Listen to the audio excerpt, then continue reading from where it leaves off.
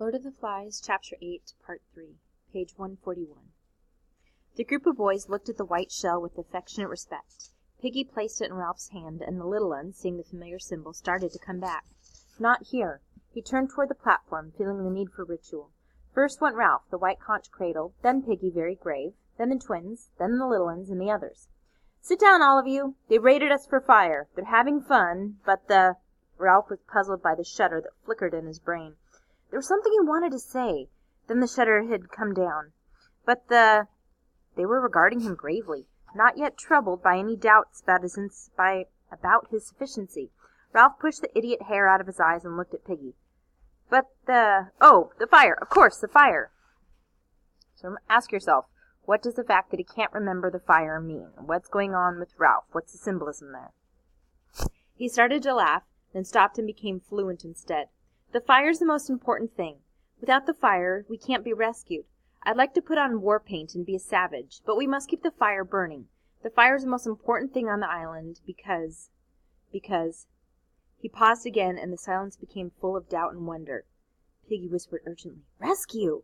"Oh, yes! Without the fire, we can't be rescued, so we must stay by the fire and make smoke." You might want to pause here and add this information to your notes for Ralph, forgetting about rescue, or perhaps to the fire, losing its importance with Ralph. When he stopped, no one said anything. After the many brilliant speeches that had been made at this very spot, Ralph's remarks seemed lame, even to the little ones. At last Bill had out his hands for the conch.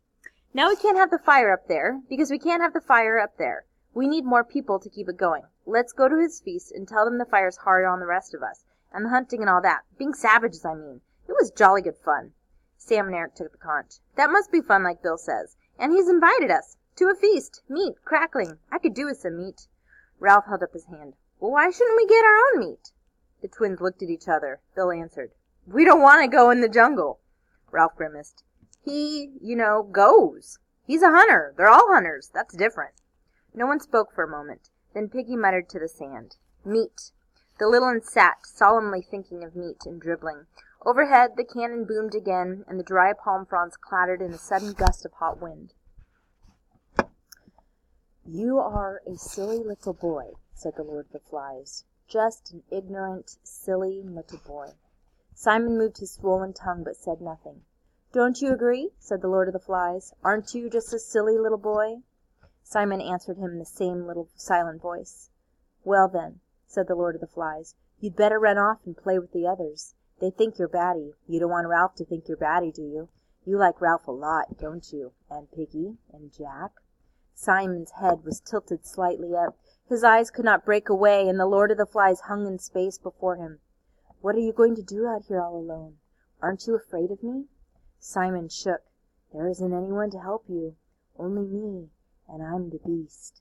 Simon's mouth labored, brought forth audible words. "Pig's head on a stick."